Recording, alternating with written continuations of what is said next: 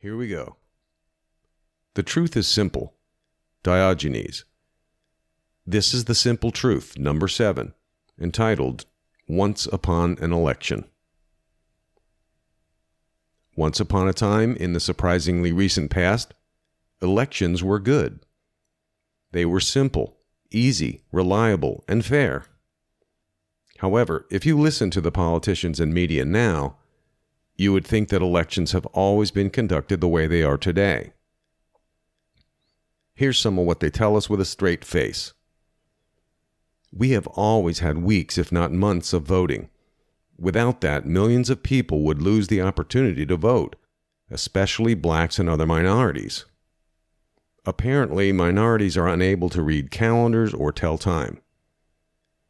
The politicians tell us there has always been universal mail-in balloting. It wasn't a scheme devised during the COVID pandemic to change elections forever. To not have mail-in balloting for everyone would prevent millions from voting, especially blacks and other minorities. The recent supposed election integrity bill just passed in Florida provides so many different ways to register and provide identification to vote that I think my Cocker Spaniel could probably cast a ballot. This confusion is all necessary, they tell us, so as not to disenfranchise anyone, especially blacks and other minorities. Large numbers of those groups are American citizens who apparently don't drive cars or have IDs or birth certificates. Ironically, only the Florida Republicans voted for this terrible bill in what I can only assume is the performance art of the controlled opposition. Can you say uniparty? If you notice a pattern involving blacks and minorities here, that is because there definitely is one. A little history. Right after the Civil War, blacks in America voted for the first time. They voted many blacks into public offices, as would be expected in a representative system. They rightly should have. Ironically, blacks were all Republicans at that time. The first black congressmen were all Republicans. You know, the party of Abraham Lincoln and all that.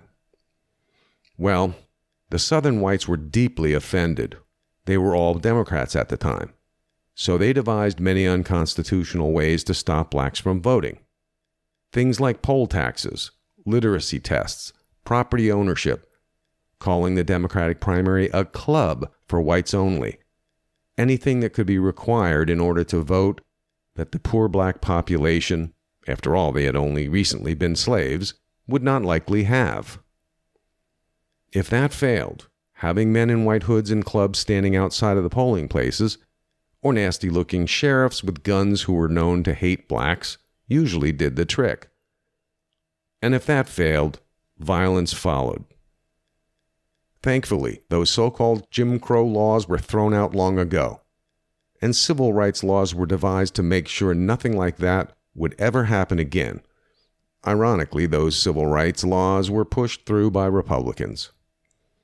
Today, the leftists have made perverted use of these laws to prevent things like simple and sensible voter ID from being implemented, something almost everyone supports. And some, determined to control everything, have devised more ingenious methods to exploit elections. One favorite method is establishing large, centralized voting centers in major cities instead of the small precincts where voting could be easily done and quickly counted in confrontable numbers by local citizens. Instead, ballots are trucked in from all over and counted later, often opaquely, making chain of custody a complicated nightmare. Not to point fingers, but these are usually, but not always, Democrat-controlled areas. The other voting scheme that breaks down chain of custody is the drop-off ballot boxes that they insist are so necessary today. As if cars or public transportation or legs were somehow non-existent in today's world. When you couple drop boxes with some states spraying ballots by mail everywhere throughout the state, you have to ask, why wouldn't any self-respecting election racketeer take advantage? It would almost be a crime not to. If all else fails to produce the dictated outcome, we just keep gathering and counting ballots after Election Day. That one is given no sensible explanation because there isn't one. Badges? We don't need no stinking badges.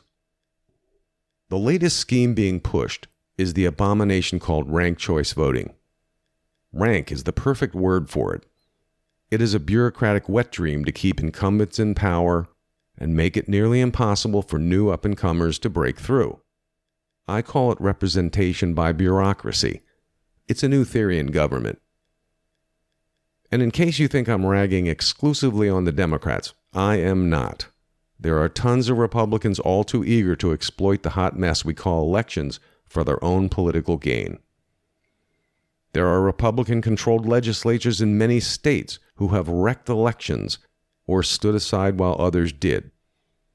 Go back a few years and you'll see it was the Democrats crying out about election fraud committed by the Republicans. They claim to hate machines. Now it's the right.